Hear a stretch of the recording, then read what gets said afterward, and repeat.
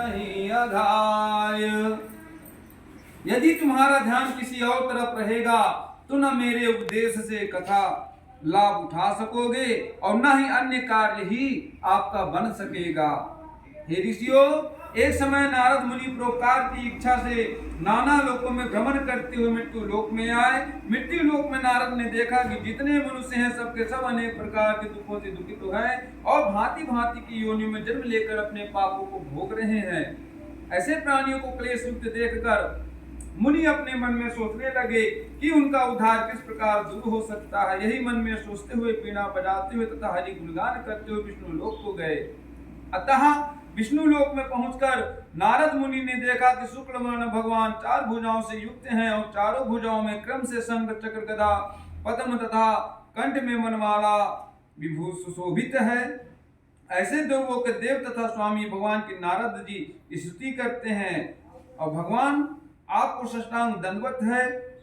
आप वाणी और मन से परे हैं, आपको प्रणाम है। आपके अनेक रूप हैं, आपकी शक्ति अनंत है।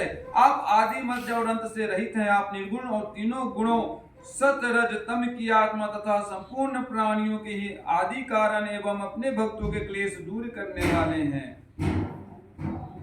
इस प्रकार नारद जी के मुखारविंद से स्तुति सुनकर भगवान ने नारद जी से पूछा, हे नारद, आपका आगमन वैकुंठ लोक में किस लिए हुआ? आप क्या चाहते हैं? हे महाभाग, आप मुझसे कहें, मैं उसका यथोचित उत्तर दूंगा। हे भगवान, मैं मृत्यु लोक से इस समय आ रहा हूँ।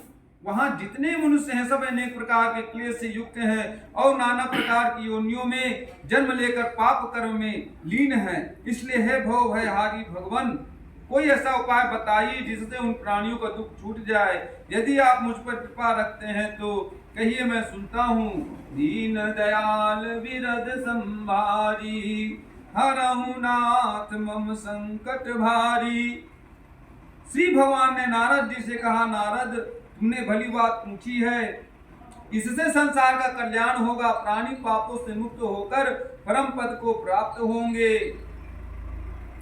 अतः हे नारद, एक छोटा सा मैं उपाय बताने जा रहा हूँ, ध्यान से सुनो। इसी से मानव का कलयुग में कल्याण होगा। हे नारद, तुम्हारे स्नेह से मैं कह रहा हूँ, कलयुग के लिए एक ऐसा उत्तम व्रत है जो कि महापुण्य को प्रदान करने वाला तथा स्वर्ग और पृथ्वी में दुर्लभ है। वह व्रत है सत्यनारायण विष्णु भगवान का व्रत तथा पूजन। जो मनुष्य इस व्रत को धारण करेगा वह दुख से छूट जाएगा, सुख प्राप्त करेगा और अंत में मोक्ष को प्राप्त होगा। भगवान का वचन सुनकर नारद जी ने कहा, हे जनार्दन, इस व्रत का फल क्या है, विधि क्या है, कब करना चाहिए तथा पहले किसने यह व्रत किया, सब विस्तार पूर्वक वर्णन कीजिए। इस प्रकार नारद जी का वचन सुनकर भगवान बोले, हे नारद, यह व्रत समस्त दुख तथा शोक को दूर करने वाला और धन धान को बढ़ाने वाला है। इसके अतिरिक्त यह व्रत सौभाग्य, संतति तथा सर्वत्र विजय प्राप्त कराने वाला है। किसी भी दिन यह व्रत भक्ति और श्रद्धा पूर्वक किया जा सकता है। सायंकाल के समय ब्राह्मण और बंधुजनों के साथ धर्म में तत्पर होकर सत्यनारायण का पूजन करना चाहिए। केले का फल, गौ का दूध, गेहूं का आटा जिसमें चीनी मिश्रित हो, उसके अभाव में चावल का आटा और गुड़ मिलाकर चूर्ण बनावे। सब पदार्थ को एकत्र करके सवाई लगाकर भगवान को अर्पण करें। फिर ब्राह्मण तथा पुस्तक का पूजन करके दक्षिणा देकर अपने बंधुजनों के साथ कथा का श्रवण करें। तत्पश्चात बंधुजनों के सहित ब्राह्मण को भोजन करावे। प्रसाद खाने के बाद नाच गाना बजाना कीर्तन आदि भगवान के सामने करें। इसके बाद जब लोग अपने घर जाने लगे तो सत्यनारायण का नाम स्मरण करते जाएं। इस प्रकार हे नारद, यह व्रत जो मनुष्य करेगा वह वांछित फल पाएगा। विशेषकर कलयुग में इससे सरल और कोई उपाय नहीं है। इति श्री स्कंद पुराणे रेवाखंडे श्री सत्यनारायण व्रत कथायां प्रथमो अध्यायः। बोलो सत्यनारायण भगवान की जय।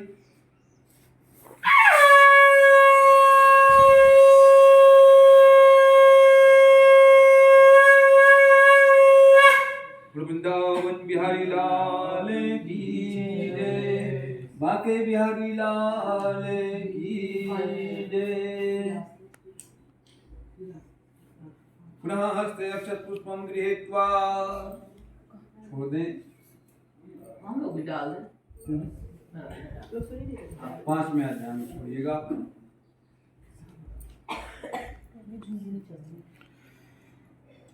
कि शौनकादिक ऋषियों तथा भगवान नारद जी से व्रत काल विधि और महात्म्य कहकर आगे सर्वप्रथम इस सत्यनारायण व्रत करने वाले के संबंध में कथन करते हैं। सुंदर काशीपुर में एक अति निर्धन ब्राह्मण सतानंद हुए। वे इस प्रकार कंगाल ब्राह्मण थे कि भूख से पीड़ित होकर नित्य पृथ्वी पर भिक्षा के लिए भ्रमण करते थे। दुखित ब्राह्मण को देखकर भगवान को दया आ गई, क्योंकि भगवान को ब्राह्मण अधिक प्रिय है। भगवान ने एक वृद्ध ब्राह्मण का रूप धारण कर उस दुखी ब्राह्मण से आदर पूर्वक पूछा, हे ब्राह्मण, आप किसके लिए दुखी होकर इस पृथ्वी पर नित्य भ्रमण करते हैं? हे द्विजोत्तम, वह सब कहो, मैं सुनना चाहता हूँ। ब्राह्मण बोला, हे भगवान, मैं एक दरिद्र ब्राह्मण हूँ, भिक्षा के लिए दिन भर घूमा करता हूँ। इसलिए हे प्रभु, यदि कोई उपाय हो तो कृपा कर बताइए, जिससे इस मांगने से मुझे मुक्ति मिले और दरिद्रता दूर हो।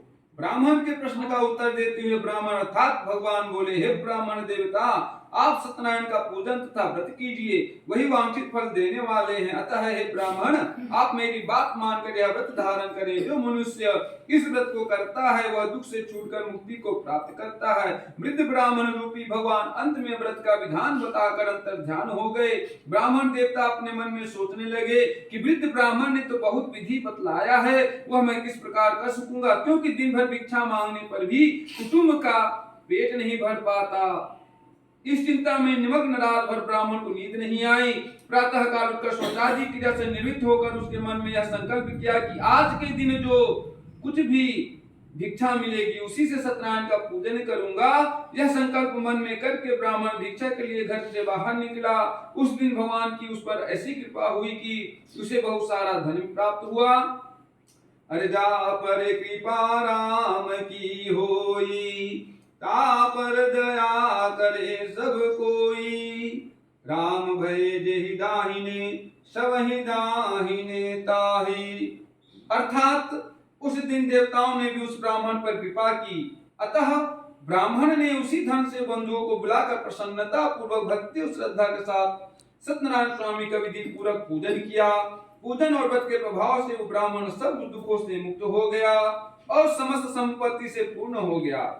तब से वह ब्राह्मण बारंबार हर महीना यह व्रत करने लगा और इसी प्रकार उस उत्तम ब्राह्मण ने सत्यनारायण का व्रत और पूजन किया। इससे वह ब्राह्मण समस्त पापों से छूटकर दुर्लभ मोक्ष को प्राप्त हुआ। इस प्रकार जो मनुष्य उस ब्राह्मण की भांति श्री सत्यनारायण भगवान का व्रत करेंगे वे संपूर्ण दुखों से छूटकर मोक्ष को प्राप्त होंगे। इस प्रकार भगवान ने व्रत के प्रभाव को नारद जी से कहा। इसके बाद श्री सूत जी ने शौनकादिक ऋषियों से प्रश्न किया कि जो कुछ भगवत महात्म्य था वह कथन किया, अब आगे मैं क्या कहूँ, आप लोग कहिए। ऋषियों ने उत्तर दिया, महाराज, उस ब्राह्मण से इस व्रत को किसने सुना तथा किसने इस व्रत को किया, यह सारी कथा हम सबको सबकी सुनने की इच्छा है, आप कहिए। सूत जी बोले, हे ऋषियों, सुनो, ब्राह्मण से सुनकर जिसने इस व्रत को भूतल पर किया वह कथन करता हूँ। एक समय अपनी संपत्ति के अनुसार वही ब्राह्मण बंधुओं के सहित सत्यनारायण के पूजन के लिए उद्धत हुआ। इतने में एक लकड़ी बेचने वाला वहां आ पहुंचा। उसने लकड़ी का गट्ठर बाहर रखकर घर के भीतर प्रवेश किया। लकड़हारा भूख प्यास से बहुत पीड़ित था। उसने घर के भीतर देखा कि वही भिखारी ब्राह्मण जो एक दिन भिक्षा मांगते फिरते थे आज इतने बड़े भवन के स्वामी हैं और सभी के साथ श्री भगवान जी का पूजा कर रहे हैं। इस प्रकार ब्राह्मण को संपन्न देखकर वह लकड़हारा आश्चर्य में पड़ गया। कुछ देर के बाद उसने हाथ जोड़कर ब्राह्मण से पूछा कि आप किसका पूजन कर रहे हैं, इस पूजन का क्या फल है, कृपा कर विस्तार पूर्वक कहिए। ब्राह्मण ने लकड़हारे से कहा, यदि यह श्री सत्यनारायण का व्रत पूजन कर रहा हूँ, ये प्रभु इस प्रकार दीन दयाल है कि वांछित फल प्रदान करते हैं। यह जो मेरा धन धान तुम देख रहे हो यह सत्यनारायण की ही कृपा का प्रसाद है। ब्राह्मण के मुख से इस प्रकार का सुनकर लकड़हारा बहुत प्रसन्न हुआ और भगवान का प्रसाद खाकर तथा जल पीकर नगर को प्रस्थान किया। लकड़हारा ने मार्ग में अपने मन में चिंतन कर संकल्प किया कि आज जो कुछ भी लकड़ी के बेचने पर मिलेगा मैं उसी से सत्यनारायण का पूजन करूंगा। इस प्रकार मन में सोचकर लकड़ी का बोझ सर पर रखकर चला गया। भगवान की कृपा से उस दिन लकड़हारा लकड़ी का बोझ लिए हुए उस स्थान पर पहुंचा जहां पर धनी लोग रहते थे। जाते ही उसे लकड़ी का दूना दाम मिल गया।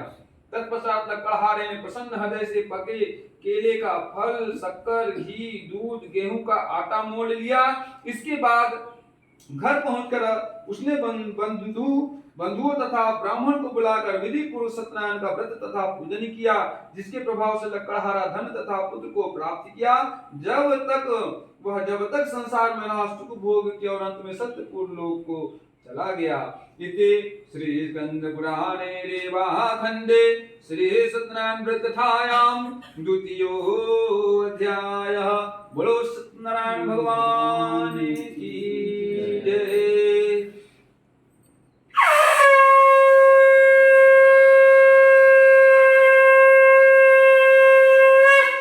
वृंदावन बिहारी लाल की जय। अथ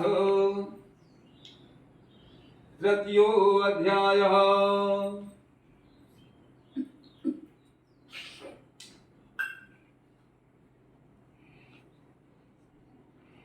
श्री सूत जी महाराज ने शौनकादिकों से कहा, है मुनि सतम ब्राह्मण और लकड़हारा की कथा कह चुका हूं, और जिसने इस व्रत को किया है वह कह रहा हूं, सुनो।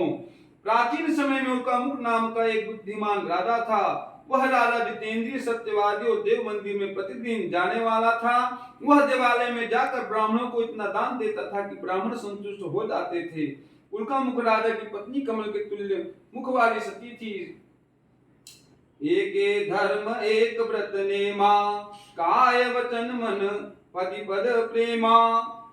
वह भद्रशिला नदी के किनारे अपने पति उल्कामुख राजा के साथ सत्यनारायण का पूजन कर रही थी। इसी समय साधु नाम का एक वैश्य व्यापार के लिए नाव पर बहुत सा धन लाते हुए उसी स्थान पर आया, और नौकों को नदी के तट पर खड़ी करके साधु ने राजा के समीप जाकर देखा कि राजा अपनी स्त्री सहित सत्यनारायण का पूजन कर रहे हैं। उसने राजा से विनय पूर्वक पूछा कि हे राजन,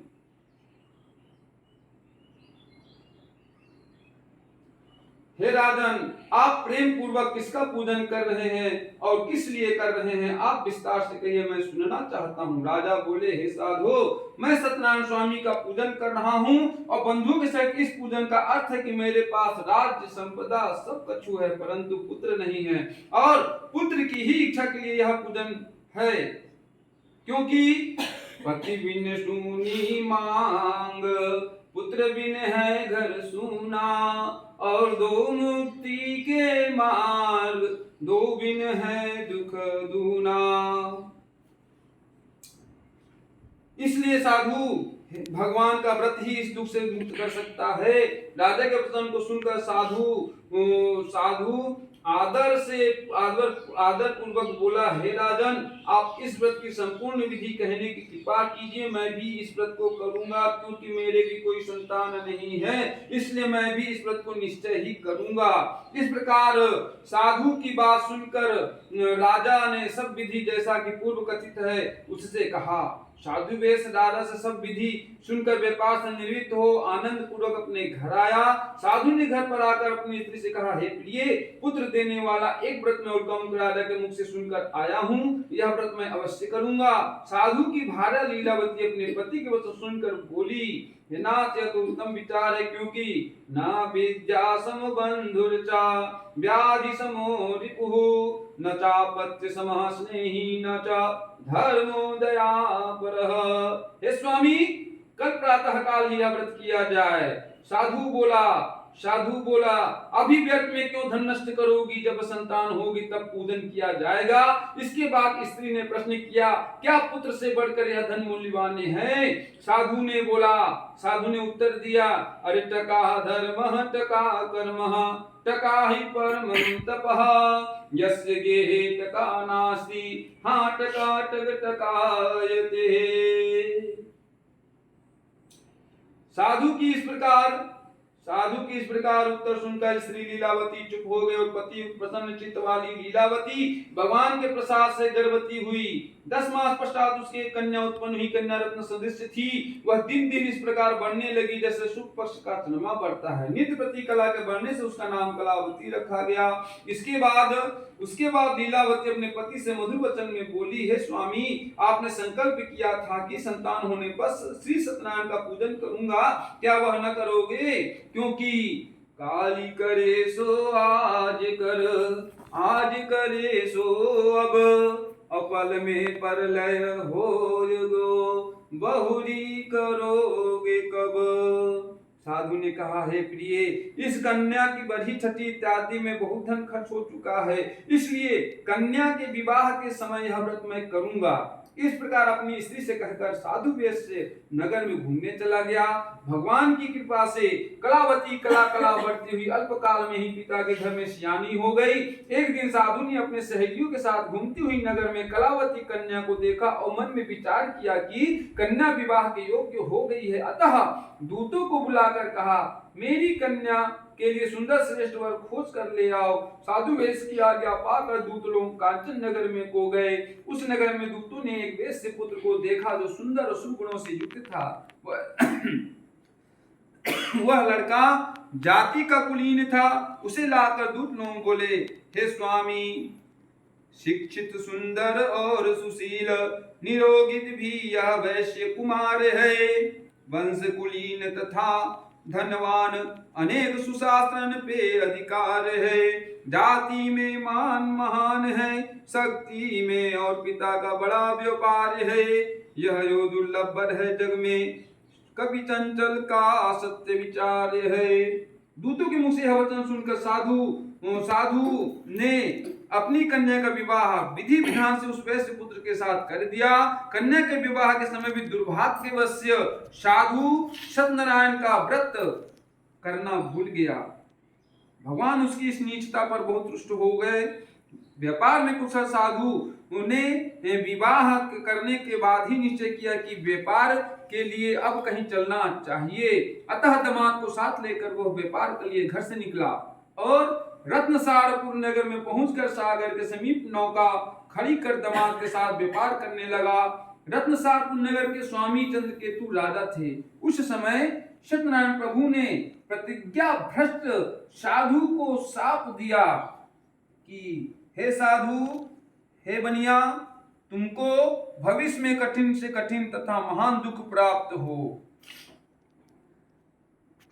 लोभी पर सब रुष्ट हो, देव प्रीति भगवान, पाता है यमलोक में वह नहीं कभी सम्मान। सत्यनारायण स्वामी ने साधु को शाप देकर यह उपाय किया कि एक दिन दो चोर राजा का बहुत सारा धन चुरा कर भागे और जहां पर साधु अपने दामाद के साथ सोया हुआ था वहां पहुंचे। चोरों के पीछे राजा के सिपाही भी लगे थे। सिपाहियों को देखकर चोर डर के कारण धन साधु के पास रखकर तुरंत रफू चक्कर हो गए। सिपाहियों ने साधु के निकट पहुंचकर देखा कि राजा का समस्त धन रखा हुआ है। अतः उन्हीं दोनों साधुओं को चोर समझकर सिपाही लोग उन्हें बांधकर राजा के पास ले आए और हर्षपूर्वक सिपाहियों ने राजा से कहा, हे प्रभु, यही दोनों चोर हैं जो आपका धन लेकर भागे हुए थे, अब इनके लिए क्या आज्ञा है। राजा बोला, इन दोनों को दृढ़ बांधकर महादुर्ग के कारागार में डाल दो। सत्यदेव की माया से के कारण राजा ने साधुओं की एक बात भी न सुनी और समस्त धन अपने महल में रखवा लिया।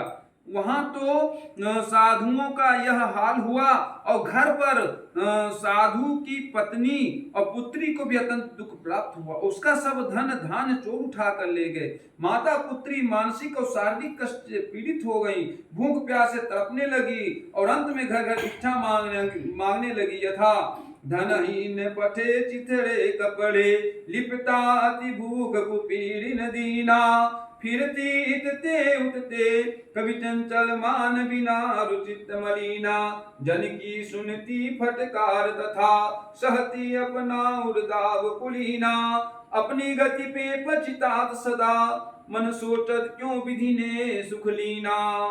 एक दिन भूख से पीड़ित होकर कलावती कन्या एक ब्राह्मण के घर पहुंची। वहां पर उसने देखा कि सत्यनारायण का पूजन हो रहा है। उस स्थान पर बैठ गई और कथा सुनकर भगवान की बहुत विनती की। इसके बाद प्रसाद खाकर बहुत रात बीतने पर घर वापस आई। लीलावती क्रोध करके बोली, हे पुत्री, इतनी रात बीत गई, तू कहां थी? तेरे मन में क्या है? माता की बात सुनकर कलावती ने कहा, हे माता, मैं सत्य कहती हूँ, मैं ब्राह्मण के घर भिक्षा के लिए गई थी। वहां सत्यनारायण का पूजन हो रहा था। पूजन दुख से मुक्त करने वाला तथा वांछित फल को देने वाला है। लीलावती कन्या का वचन सुनकर भगवान का व्रत करने के लिए उद्यत हो गई, तैयार हो गई और प्रातःकाल कन्या से बोली, तू पूजन की सामग्री एकत्र कर, आज मैं श्री सत्यनारायण का पूजन करूंगी। बंधु तथा स्वजनों के सहित उसी स्त्री ने सत्यनारायण का पूजन किया और प्रभु से प्रार्थना की, हे भगवान, यदि मेरे पति उत्तमा शीघ्र वापस आवेंगे तो फिर आपका व्रत धारण करूंगी। मेरे पति दामाद से जो कुछ अपराध हो गया हो, भगवान उसे क्षमा कीजिए।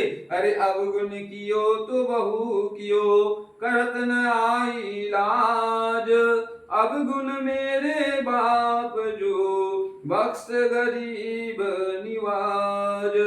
इस प्रकार लीलावती के व्रत पूजन और था प्रार्थना से भगवान प्रसन्न हो गए और चंद्र के चुड़ारा से स्वप्न में कहा, राजन, प्रातः काल उन दोनों साधुओं को कारागार से मुक्त कर दो और जो कुछ उन दोनों का धन लिया है, छीन लिया है, वह उन्हें वापस कर दो। यदि ऐसा न करोगे तो तुम्हें तुम्हारे राज्य, पुत्र और धन सहित मैं नष्ट कर दूंगा। इस प्रकार स्वप्न में राजा से कहकर भगवान अंतर ध्यान हो गए। राजा प्रातः काल अपने प्रियजनों के साथ सभा में बैठे और रात्रि का देखा हुआ स्वप्न लोगों से कहा। सब लोग सुनकर बोले, हे महाराज, स्वप्न सत्य प्रतीत होता है, स्वप्न की आज्ञा के अनुसार ही आचरण करना उचित है। अनंतर राजा ने दूतों को आज्ञा दिया कि दोनों साधुओं कारागार में हैं, उन्हें मुक्त कर दो। राजा की आज्ञा पाकर दूत लोगों ने कारागार से दोनों साधुओं को निकाल कर राजा के सामने उपस्थित किया और विनय पूर्वक राजा से कहा कि हे राजन, हम बंधन से मुक्त करके दोनों साधुओं को ले आए हैं। इसके बाद दोनों ने राजा चंद्रकेतु को दंडवत किया। अपना पूर्व वृत्तांत सोचकर भय से व्याकुल हो मौन रहे। वे भयभीत इसलिए थे क्योंकि राजा मन की बात को नहीं जानत है कोई, पहले तो बंदी भयो, अब क्या जाने हो, शीश तो नहीं कटेगा, फांसी लागे हाय, प्राण अब नहीं रहेगा, कैसे सिद्ध होए। तब राधा ने दोनों साधुओं की ओर देखकर कहा, जो कुछ तुमको दुख प्राप्त हुआ उसका कारण देव है, मैं नहीं हूं। इस समय कोई भय नहीं है, तुम निर्भय हो जाओ। इतना कहने के बाद राधा ने उनकी हथकड़ी कटवा दिया और बाल बनवाने की आज्ञा दिए। दोनों ने अपना बाल बनवाया। तत्पश्चात राधा ने उन दोनों को वस्त्र तथा आभूषणों से सुसज्जित किया तथा मीठे वचनों से राधा ने साधुओं को संतुष्ट किया और उनका जो धन ले लिया था उसका दूना द्रव्य उन्हें दे दिया तथा अंत में राजा ने उनसे कहा, हे साधु, तुम अपने घर को प्रस्थान करो। राजा की आज्ञा पाकर साधुओं ने कहा, अब आपका आदेश है तो हम घर जा रहे हैं। इस प्रकार कहकर दोनों अपने घर के लिए प्रस्थान किए। इति श्री स्कंद पुराणे रेवा खंडे श्री सत्यनारायण व्रत कथायां तृतीयो अध्यायः। बोलो सत्यनारायण भगवान की जय।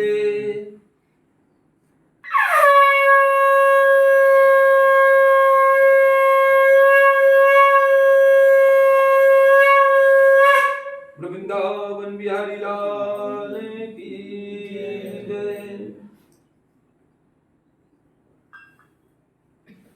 अथ चतुर्थो अध्यायः।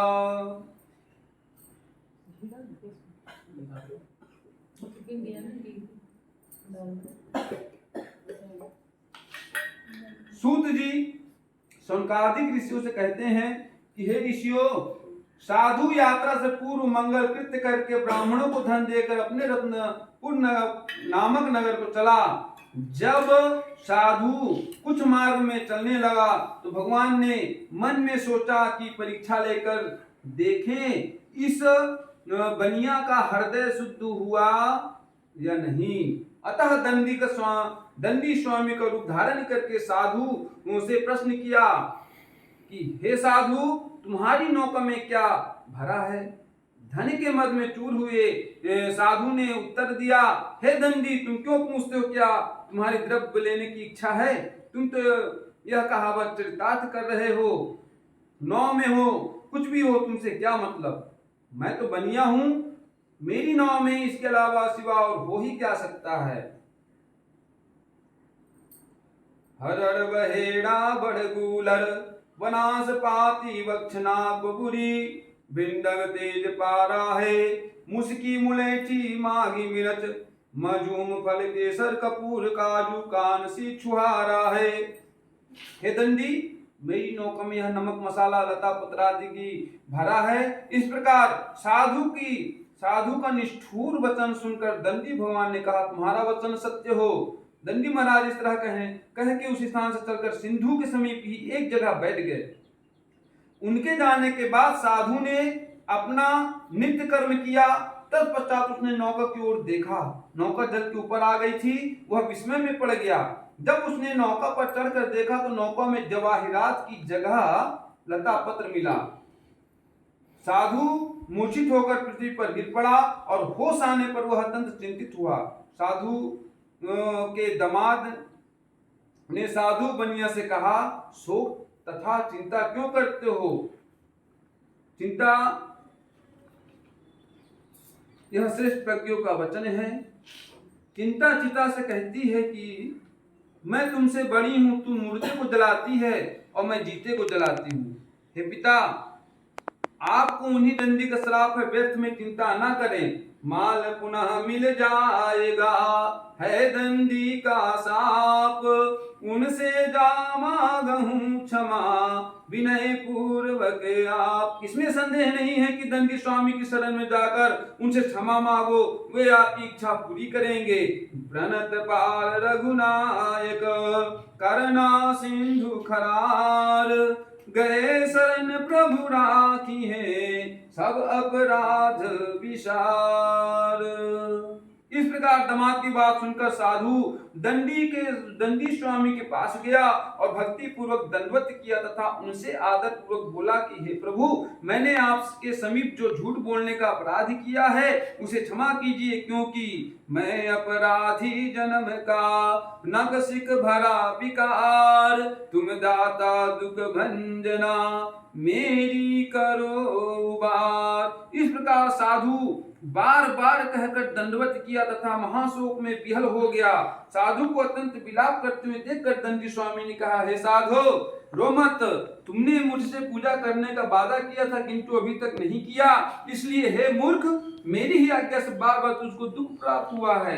दंडी स्वामी का कथन सुनकर साधु बनिया स्तुति करता है, हे भगवान, आपकी माया से ब्रह्मा इत्यादि देवता भी मोहित हैं और वे भी आपके आश्चर्यजनक रूप तथा गुण से अनभिज्ञ हैं। मैं तो मूर्ख हूँ, इसलिए मैं आपको कैसे जान सकता हूँ, माया में लीन हूँ। अब मेरा अपराध क्षमा कीजिए, मैं अपने वैभव के अनुसार पूजन करूंगा। मैं आपकी शरण आया हूं, अतः मेरा पूर्व धर्म मुझे देकर मेरी रक्षा कीजिए। इस प्रकार साधु की भक्ति युक्त बात सुनकर दंडी प्रसन्न हुए और ऐसा कहकर दंडी स्वामी ने साधु को वर दिया कि तुम्हारा मनोरथ सिद्ध हो, अर्थात तुम्हारा द्रव्य तुम्हें वापस मिल जाए। इस प्रकार वांछित फल देकर दंडी स्वरूप भगवान वहीं पर अदृश्य हो गए। इसके बाद साधु ने जब आकर नौका को देखा तो द्रव्य से परिपूर्ण पाया। साधु ने लोगों से कहा, सत्यदेव भगवान की कृपा से मुझे वांछित फल प्राप्त हुआ।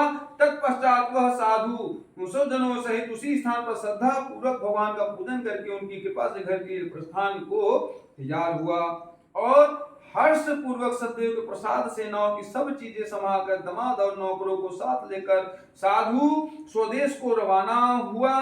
कुछ समय बाद वह अपने नगर के समीप पहुंचा तो दामाद से बोला, वह देखो अपना रत्नपुर नगर दिखाई पड़ रहा है। इस प्रकार कहकर उसने अपने द्रव्य की रक्षा करने वाले दूत को अपने घर भेजा। जब दूत नगर में पहुंचा तो साधु की स्त्री को देखकर हाथ जोड़कर प्रिय वचन बोला, आपके पति और दामाद सब लोगों के साथ बहुत सा धन लेकर नगर के समीप आ गए हैं। दूत के मुख से यह वचन सुनकर उस पतिव्रता पत्नी ने प्रसन्न होकर उसी समय अपनी कन्या से कहा, तुम सत्यनारायण का पूजन करो, मैं शीघ्र पति का दर्शन करके आती हूँ। ऐसा कहकर वह पति के दर्शन करने चली गई और कलावती ने अपने माता की इस तरह की बात सुनकर शीघ्र सत्यदेव का पूजन समाप्त किया और भगवान का प्रसाद बिना ग्रहण किए ही वह अपने पति के दर्शन के लिए चल दी। इससे भगवान ने रुष्ट होकर उसके पति की नाव को द्रव्य सहित जल में डुबो दिया। इसलिए कलावती कन्या अपने पति को न देख सकी और महाशोक में रुदन करती हुई भूमि पर गिर पड़ी तथा कहने लगी, हे विधना तोर का बिगारा, जो अस आयहूं में दुख डारा, अब बिन पति कर मोर कहाँ ठिकाना, यही दे तो अच्छा मर जाना। इस तरह नौकों को डूबी हुई और कन्या अपनी कन्या को अत्यंत दुखी देख साधु मन में भयभीत होकर सोचने लगा कि महान आश्चर्य है तथा नाव खेने वाले मल्लाह भी परम चिंता से युक्त हो गए। इसके बाद लीलावती कन्या को विलाप करती देखकर पति से बोली, हे स्वामी, देखते ही देखते नौका कैसे लुप्त हो गई, क्या जाने किसी देवता की माया हो। किंतु सत्यनारायण का महात्मा जानने की किसमें शक्ति है, कहीं उनके क्रोध से तो ऐसा ना हुआ हो। इस प्रकार कहकर विलाप करने लगी तथा कलावती को गोद में लेकर लीलावती रोने लगी। इसके बाद अपने पति को नष्ट हुआ देखकर कलावती मन में विचार करने लगी, जब पति देव नष्ट हो गए तो मैं जीवित रहकर क्या करूंगी, क्योंकि अतः अब मेरा जीना सर्वथा व्यर्थ है, इसलिए अब मुझे सती हो जाना चाहिए। वह इस तरह मन में सोचकर घर गई और अपने पति की खड़ाऊ ले आई तथा माता से बोली, चंदन चिता बनायहूं, रुचि रुचि आग लगायहूं, और देह भस्म हो जाए जामे मेरी सकल विधि। कन्या की बात सुनकर वैश्य स्त्री सहित बहुत दुखी हुआ। साधु शोक से अत्यंत दुखित होकर सोचने लगा कि मेरा यह सब वैभव भगवान सत्यनारायण ने हरण किया है या मैं उनकी माया से भ्रम में पड़ा हूं। तत्पश्चात उस साधु ने सबको एकत्र किया और उनके सामने अपना मनोरथ प्रकट किया कि यदि मेरा कष्ट सत्यनारायण स्वामी दूर करेंगे तो मैं अपने ऐश्वर्य के अनुसार उनका पूजन करूंगा, क्योंकि बारंबार मेरी अज्ञानता पर कुपित होकर वह मुझे कष्ट दिया करते हैं और वही मेरा कष्ट निवारण करते हैं। अतएव मैं उन्हीं के शरण में हूँ और वही मेरा कष्ट दूर करेंगे। यह कहते कहते वह प्रेम विहर होकर सत्यदेव की प्रार्थना करने लगा। ऐसा कहकर पृथ्वी पर बारंबार साधु ने दंडवत किया। तब दीनदयाल प्रभु उस पर प्रसन्न हुए। तत्पश्चात आकाशवाणी हुई कि हे साधु, तेरी कन्या मेरा प्रसाद त्याग कर अपने पति का दर्शन करने चली आई। इस कारण यह पति का दर्शन नहीं पा सकी। यदि कन्या घर जाकर प्रसाद खाकर पुनः आवेगी तो इसका पति निसंदेह प्राप्त होगा। कन्या ने गगन मंडल से आकाशवाणी सुनकर शीघ्र घर आकर प्रसाद खाया। तत्पश्चात जब वह फिर उस स्थान पर वापस आए तो स्वजनों के सहित अपने पति को देखा। अनंतर कन्या ने अपने पिता से कहा, अब घर चले, विलंब क्यों करते हैं। कन्या की बात सुनकर साधु संतुष्ट हुआ। उसी समय वहीं पर श्री सत्यनारायण का विधि पूर्वक पूजन करके द्रव्य और बंधुजनों के सहित आनंद पूर्वक घर आया। इसके पश्चात वह हर पूर्णमास और संक्रांति को श्री सत्यनारायण स्वामी का पूजन करने लगा। शौनकादिक ऋषियों से सूत जी महाराज कहते हैं कि इस प्रकार साधु व्रत के प्रभाव से इस लोक में सुख भोग कर अंत में सतपुर वैकुंठ लोक को प्राप्त हुआ। इति श्री स्कंद पुराणे देवाखंडे श्री सत्यनारायण व्रत कथायाम चतुर्थोऽध्यायः। बोलो सत्यनारायण भगवान की जय।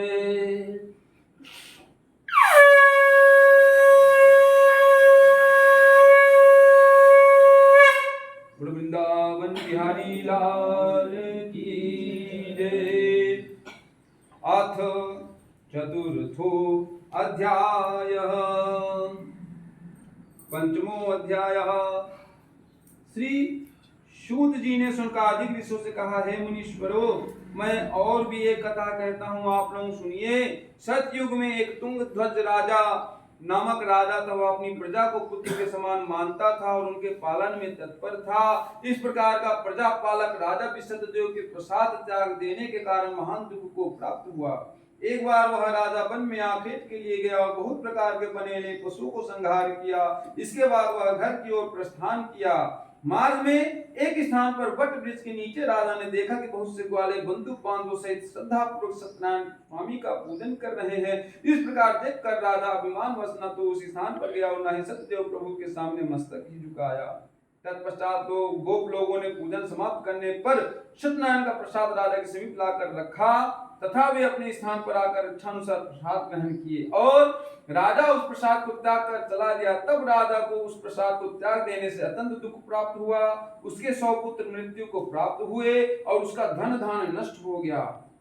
तब राजा ने अपने मन में सोचा, सत्यनारायण प्रभु के प्रसाद त्यागने से ही मेरी यह दशा हुई है, यह निश्चित है। इस प्रकार सोचकर राजा शीघ्र ही उस स्थान पर गया जहां पर गोप सत्यनारायण स्वामी का पूजन कर रहे थे। तत्पश्चात राजा ने भक्ति तथा श्रद्धा पूर्वक तथा विधि सहित गोप लोगों के साथ सत्यदेव का पूजन किया तथा भगवान सत्यनारायण की कृपा से राजा को पुत्र तथा धन धान्य पुनः प्राप्त हो गया और वह संसार में सुख भोग कर अंत में वैकुंठ लोक को प्राप्त हुए। सूत जी महाराज बोलते हैं, हे सुनकादिक ऋषियों, जो मनुष्य सत्यनारायण प्रभु की इस परम दुर्लभ व्रत को करता है तथा मनोरथ सिद्ध करने वाला पुण्य कारक कथा श्रवण करता है, वह सत्यनारायण के प्रसाद से धन धान्य सब कुछ प्राप्त करता है। जो मनुष्य निर्धन है वह धनवान हो जाता है तथा जो बंधन में पड़ा है वह बंधन मुक्त हो जाता है तथा भय युक्त मनुष्य भय से छूट जाता है।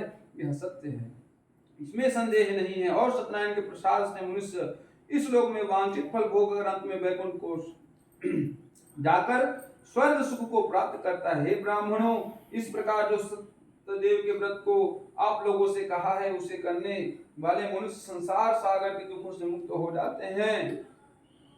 ऐसे वांछित फल देने वाले प्रभु को कोई काल कहता है, कोई ईश कहता है, कोई सत्यनारायण तथा कोई सत्यदेव कहता है। यह सत्यदेव प्रभु अनेकों प्रकार का रूप धारण करके पृथ्वी पर मनुष्यों का मनोरथ पूर्ण करते हैं तथा इस कलयुग में यही सनातन विष्णु सत्य रूप धारण करके सबकी इच्छा पूरी करते हैं। सूत जी कहते हैं कि हे मुनि सत्तमो, जो मनुष्य यह कथा नित्य पढ़ता तथा सुनता है वह सत्यदेव के प्रसाद से पाप मुक्त हो जाता है। हे मुनीश्वरों, जिन्होंने पूर्व जन्म में सत्यनारायण स्वामी का पूजन किया था उनके दूसरे जन्म का हाल कह रहा हूँ, सुनो। सतानंद जो महान विद्वान थे दूसरे जन्म में सुदामा नाम के ब्राह्मण हुए और भगवान श्री कृष्ण जी की भक्ति कर मोक्ष को प्राप्त हुए। भिल लकड़हारा दूसरे जन्म में साध हुआ और श्री रामचंद्र जी को गंगा पार उतार कर स्वयं की कृपा से भव सागर से पार हो गया अर्थात वैकुंठ धाम को प्राप्त किया।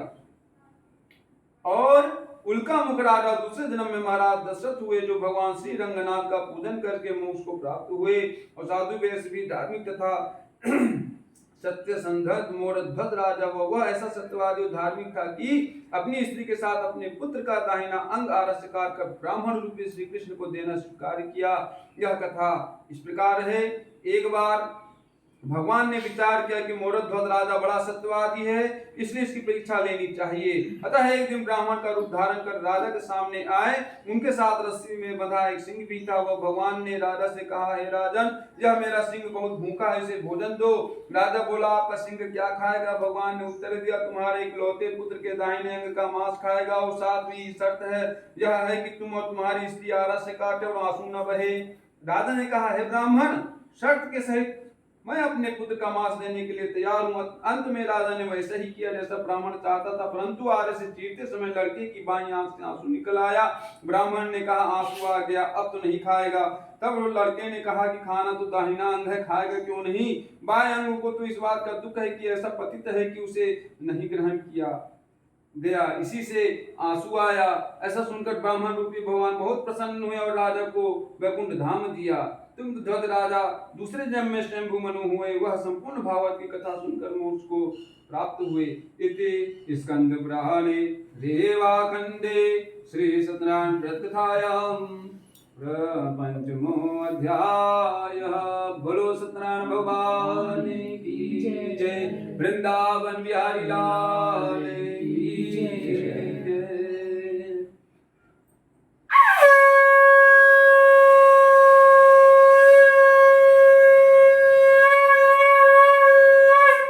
वृंदावन बिहारी लाल की जय।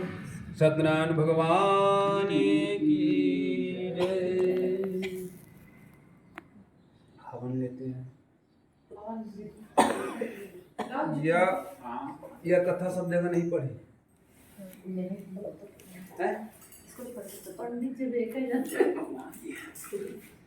ऐसे नहीं पढ़ी, भाव नहीं रहा। जहाँ भाव रहा तो वहाँ पढ़ी। सुनते कहाँ है? 4-5 टे आ गई। हाँ तो बहू कैसा नहीं मेरी मारी बहुत परेशान कर का बताऊँ, बड़ा दुखी हूँ। हाँ, बात करने लगती हैं। उस समय उन लोगों के बहू कैसे रही हुई थी, अपने को खुदा रही हुई थी, लेकिन अब बाल बहू को हाँ नहीं रहे ना सब जगह, ये मैं नहीं करूँ। जहाँ देखा तुम शांति है, अच्छा सुने वाले होने चाहिए। हाँ नहीं है वहाँ हम पौड़ा रहे हैं बिल्कुल जबरदस्ती। शॉर्टकट वाला रखे हैं। दो रखे हैं। हाँ शॉर्टकट वाला रखे हैं, माहौल देख के तरीके ये और एक गज ज्यादा भीड़ भाड़ नहीं। शॉर्टकट वाला है, जितना टाइम हमें लगा वो ना लगा, जल्दी जल्दी जल्दी जल्दी 15 मिनट में आधा घंटा में खत्म।